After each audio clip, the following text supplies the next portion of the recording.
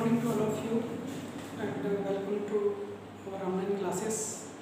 बच्चों last class में हम लोगों ने पोटेंशियोमीटर विभव मापी के बारे में स्टडी किया था। उसका कंस्ट्रक्शन कैसे होता है, बनावट और साथ ही उसके प्रिंसिपल के बारे में हम लोगों ने देखा था। तो प्रिंसिपल आया था V प्रोपोर्शनल L, मतलब V is equal to KL, ये उसका हमको प्रिंसिपल मिला था। अब इसके हेल्प से हम क्या कर सकते हैं, दो सेलों के ईएमएफ चेक कर सकते हैं कि किसका ईएमएफ ज़्यादा है, किसका ईएमएफ कम है। दूसरा चीज़, किसी भी सेल का इंटरनल रेजिस्टेंस भी फाइंड आउट कर सकते हैं। कैसे करते हैं इन दोनों चीज़ों को, आइए अभी हम लोग देखते हैं इसे।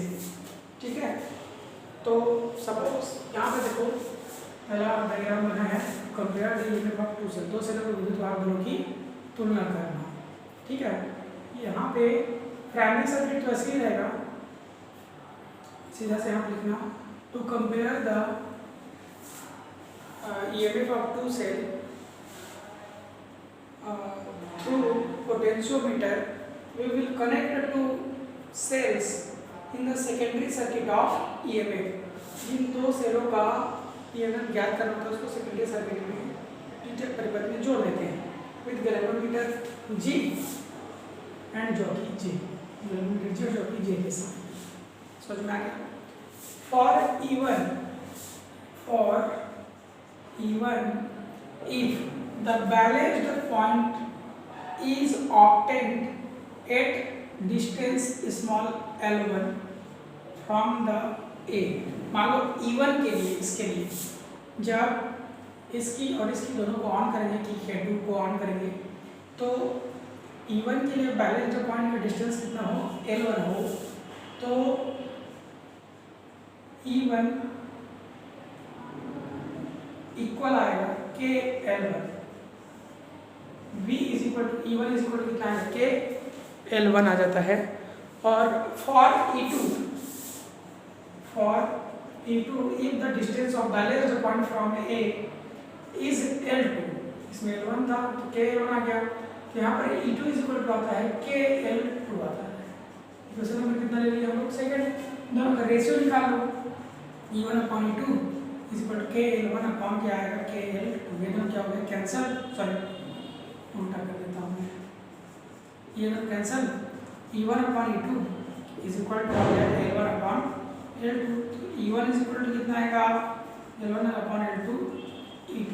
इस तरह से पहला जो ईएमएफ है, पहले सेल के ईएमएफ को दूसरे सेल के ईएमएफ को कितना टाइम है हम फाइंड आउट कर सकते हैं, सिर्फ और सिर्फ बैलेंस पॉइंट का डिस्टेंस मेजर करके। बात समझ में आ गया? इसको याद रखना कैसे किए, ये बताओ, समझ लो। ये पोटेंशियोमीटर था, दो सेलों का ईएमएफ का कंपेयर करने के लिए हम क्या करते हैं, उन दोनों सेलों को इसके सेकेंडरी सर्किट में ज्वाइन कर देते हैं। अब एक बार E1 के लिए बैलेंस पॉइंट फाइंड करेंगे, मान लो ये L1 है तो E1 is equal to K L1 आएगा। फिर E2 के लिए बैलेंस पॉइंट फाइंड करेंगे, मान लो ये L2 है, बैलेंस पॉइंट का डिस्टेंस फाइंड करते हैं, L2 है तो E2 is equal to K L2 आ जाएगा। दोनों का रेशियो निकालेंगे डिवाइड करके, बस इसी तरीके से कंपेयर करते हैं। अब यहाँ पे देखो, to measure internal resistance of cell, so for the measurement of internal resistance of cell we will join a cell with the external या secondary circuit of potentiometer with resistance box RB। इसमें जिस cell का internal resistance find करना है उसे हम एक resistance box के साथ में ज्वाइन करके सेकेंडरी सर्किट में ज्वाइन कर देते हैं। समझ में आ गया? लेट और E1 the balanced point, the length of balanced point is L1 from A से बैलेंस्ड पॉइंट का लेंथ कितना, L1 हो, तो E1 इज इक्वल टू आ जाएगा K L1। Question number first ले लेना। फॉर RB, और दूसरा लो रेजिस्टेंस बॉक्स के लिए, for RB the potential for RB the balance distance of balance point from A is L2। A से balance point का distance कितना हो, L2 हो, तो V इज इक्वल टू होता है K L। देखिए यहाँ पर एक सेल है तो एक बार तो E लेंगे, लेकिन जब आरबी का लेंगे तो यहाँ पर वी ले लेते हैं, वी लेंगे, ये इक्वेशन सेकेंड बन रहा है। ठीक है, अब स्मॉल आर हम लोग जान रहे हैं कि स्मॉल आर इक्वल टू क्या होता है, capital R 1 minus V upon E, ये फार्मूला है। तो R is equal to capital R 1 minus V का वैल्यू कितना है KL2, ई का वैल्यू कितना है KL1, ये दोनों कैंसिल हो गया। R is equal to R 1 minus L2 minus कितना आएगा L1। इस तरह से हम लोग क्या निकाल सकते हैं, यहाँ पर इंटरनल रेजिस्टेंस का फार्मूला डिराइव कर सकते हैं।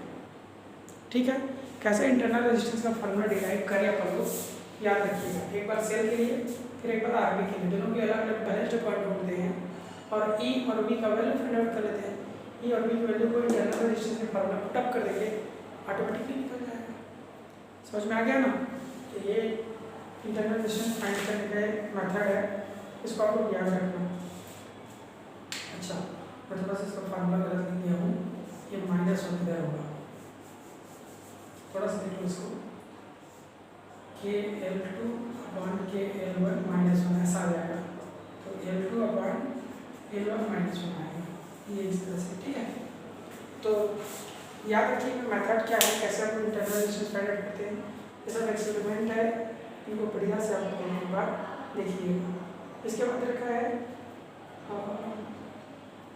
सेंसिटिविटी ऑफ पोटेंशियोमीटर और डिफरेंशिएबिलिटी वोल्टमीटर है पोटेंशियोमीटर, जिसको आप लोग अच्छे से पढ़ लेंगे। ठीक है, कॉन्सेप्चुअल और परसेप्चुअल क्वेश्चन को भी आप लोग स्टडी करोगे, नहीं समझ में आएगा उसको फिर कंसल्ट करते जाना। ठीक, न्यूमेरिकल प्रॉब्लम अभी मैं डील नहीं कर रहा हूँ, न्यूमेरिकल प्रॉब्लम बाद में डील करेंगे हम लोग। अभी हम देखेंगे नेक्स्ट चैप्टर। नेक्स्ट चैप्टर क्या है हमारा, नेक्स्ट चैप्टर है गतिमान आवेश और चुंबकत्व, मूविंग चार्ज इन मैग्नेटिज्म। तो किसी कंडक्टर में हम लोग चार्ज मूव कराते हैं, जब किसी कंडक्टर में चार्ज फ्लो कराते हैं तो ऑटोमेटिकली उस कंडक्टर के अराउंड एक मैग्नेटिक फील्ड इंड्यूस्ड हो जाता है। ठीक है, मतलब जब चार्ज फ्लो होते हैं तो कंडक्टर के अराउंड एक मैग्नेटिक फील्ड इंड्यूस्ड हो जाता है, और उसी मैग्नेटिक फील्ड के बारे में हम स्टडी करेंगे इस चैप्टर में। ठीक है, तो इसको सबसे पहले हर्ट्ज ने एक्सपेरिमेंट में डिस्क्राइब किया, सॉरी ऑस्टेड ने। तो पहले ऑस्टेड एक्सपेरिमेंट देख लो।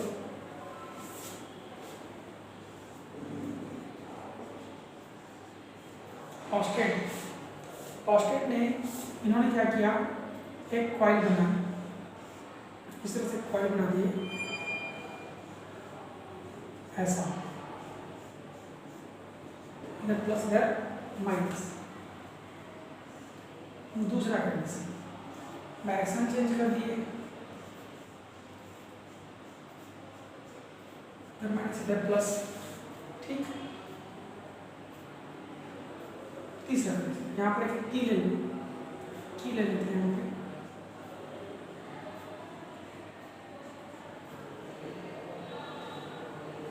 और एक और यहाँ पे ले लेते हैं।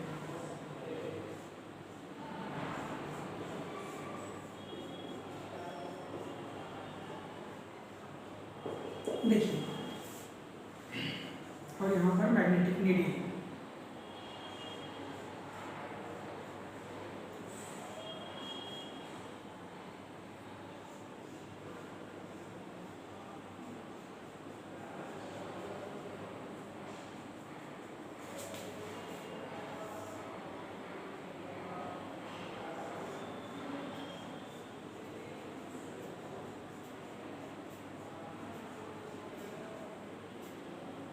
इस तरह से 3 कंडीशन बनाए।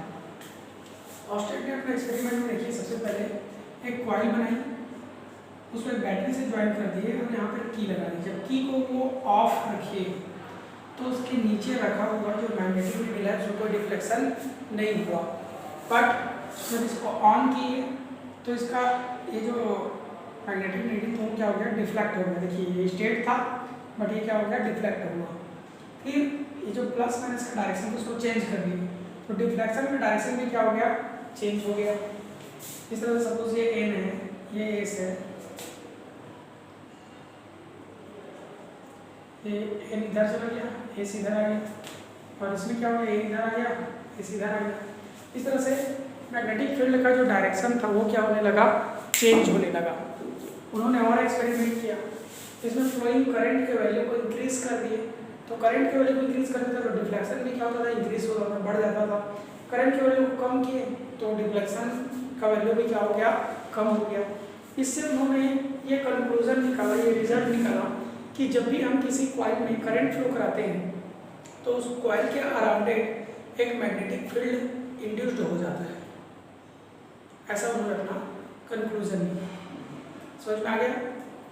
तो ये कंक्लूजन था इनका। अब देखिए, ऑस्टेट ने हम लोग को ये बताया कि जब भी हम किसी कॉइल में या कंडक्टर में करंट फ्लो कराएंगे तो उसके अराउंड मैग्नेटिक फील्ड इंड्यूस्ड हो जाएगा।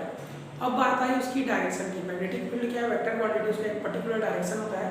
तो डायरेक्शन को फिर सबसे पहले तो एम्पियर ने डिफाइन किया। कैसे डिफाइन किया, देखो स्विमिंग लॉ के अकॉर्डिंग उन्होंने बताया कि सपोज ये एक कंडक्टर है, इसमें इस डायरेक्शन में क्या करंट फ्लो हो रहा है, इसके बीच में एक मैग्नेटिक नीडल है, इस टाइप से ऐसा एक मैग्नेटिक नीडल है। अब हम इसको देखते हुए, ठीक है, इसको देखते हुए करंट के डायरेक्शन में स्विंगिंग करेंगे। करंट के डायरेक्शन में क्या करेंगे, स्विंग करेंगे। तो हमारा हाथ, हमारा लेफ्ट हैंड जिस डायरेक्शन में मूव होगा वही क्या है, मैग्नेटिक फील्ड का डायरेक्शन है। ऐसा इन्होंने हम लोग को बताया। जैसे कि मान लो ये ऊपर की ओर करंट फ्लो हो रहा है, ये यहाँ पर मैग्नेटिक नीडल है मेरे सामने है, ठीक है। मेरे को स्विंग करना, तो स्विंग करूँगा तो मेरा हैंड किधर जाएगा, देखो इधर, लेफ्ट साइड का हाथ पहले ऐसे जाएगा, फिर उसको नीचे की ओर दबाएगा, है ना। तो मैग्नेटिक फील्ड का डायरेक्शन क्या है, ऊपर जाने के लिए हम इधर हाथ के नीचे की ओर दबा रहे हैं ना, ये मैग्नेटिक फील्ड का डायरेक्शन है। करंट ऊपर जा रहा है तो मैग्नेटिक फील्ड का डायरेक्शन क्या होगा, इस टाइप से होगा, ये इस तरह से, या तो इधर होगा या इधर, ऐसे। लेफ्ट हैंड जिधर घूम रहा है वही क्या है, मैग्नेटिक फील्ड का डायरेक्शन है, ये इस टाइप से इधर, ये क्या है, मैग्नेटिक फील्ड का डायरेक्शन है, ठीक है। एक दूसरा लॉ है इसके बाद, जिसको मैक्सवेल का कॉर्क स्क्रू लॉ बोलते हैं। उन्होंने बताया कि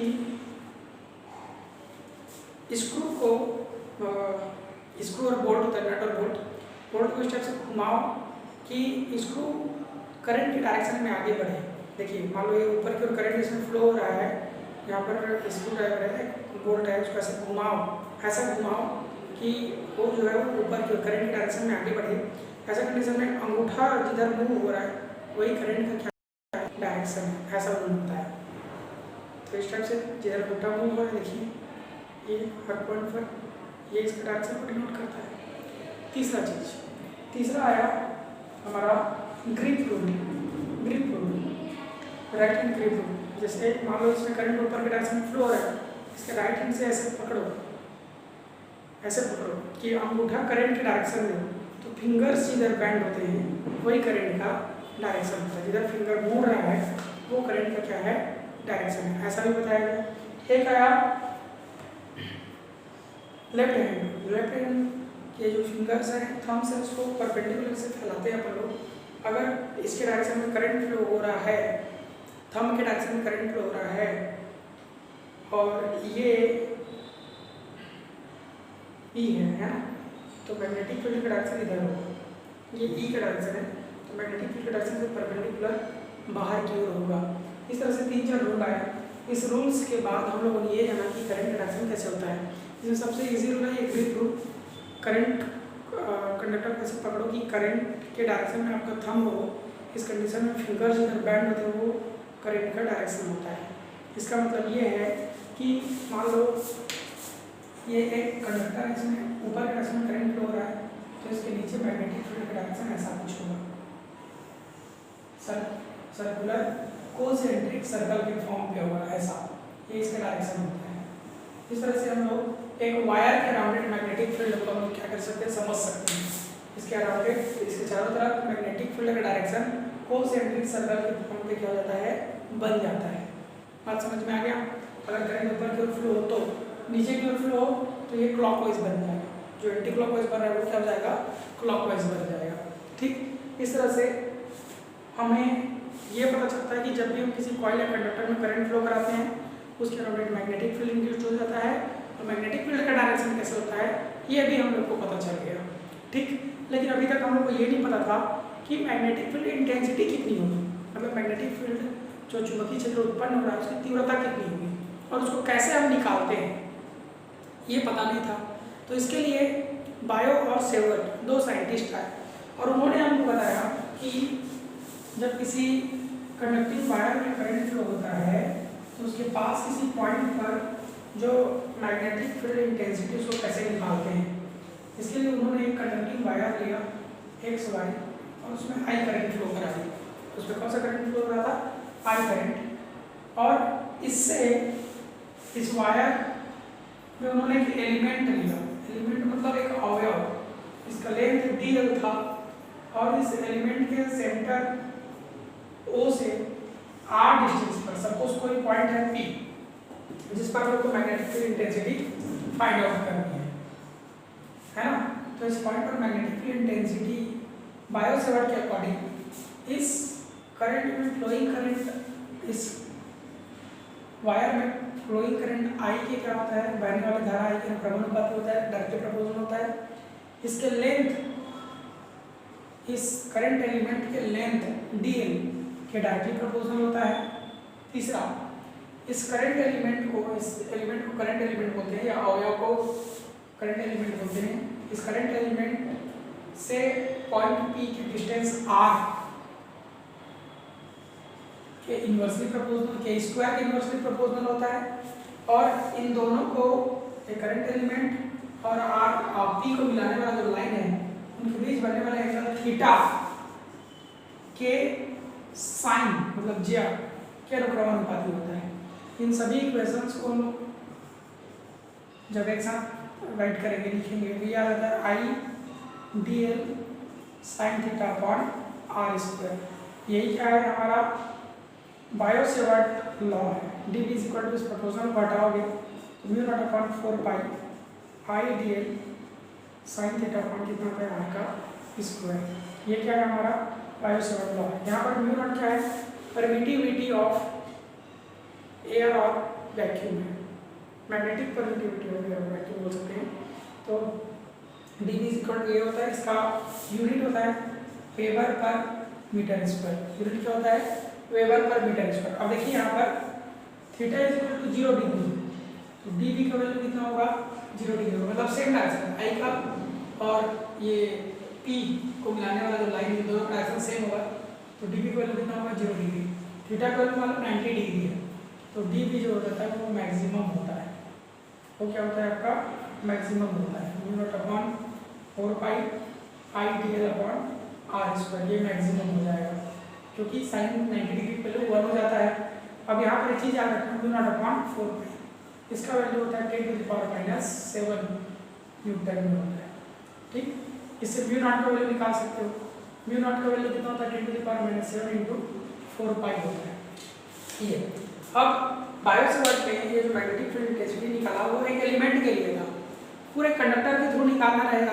तो पूरे कंडक्टर के थ्रू निकालने के लिए क्या करते हैं, B is equal to integration of D B कर देते हैं। डी बी का क्या कर देंगे हम लोग, इंटीग्रेशन कर देंगे, और इस फार्मूले के थ्रू हम लोग क्या निकाल सकते हैं, पूरे कंडक्टिंग वायर के थ्रू पॉइंट पी पर मैग्नेटिक फील्ड इंटेंसिटी डिटरमाइन कर सकते हैं। तो इसको याद रखना, यही बायो सेवर्ट लॉ है।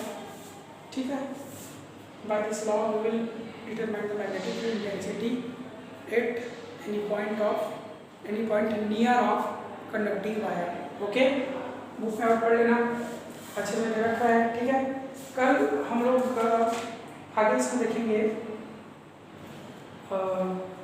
Magnetic field due to long straight wire carrying current देखेंगे, magnetic field at the centre of current carrying loop देखेंगे। ये दोनों का देखने वाले हैं, एम्पियर लॉ देखते जाएंगे कल नहीं परसों। ठीक है, तो पढ़ाई करते रहिए, और असाइनमेंट के क्वेश्चन मैं बाद में आप लोग को करा दूँगा, मंडे को करा दूँगा, ठीक है। चलिए अभी के लिए बस इतना ही, बाय।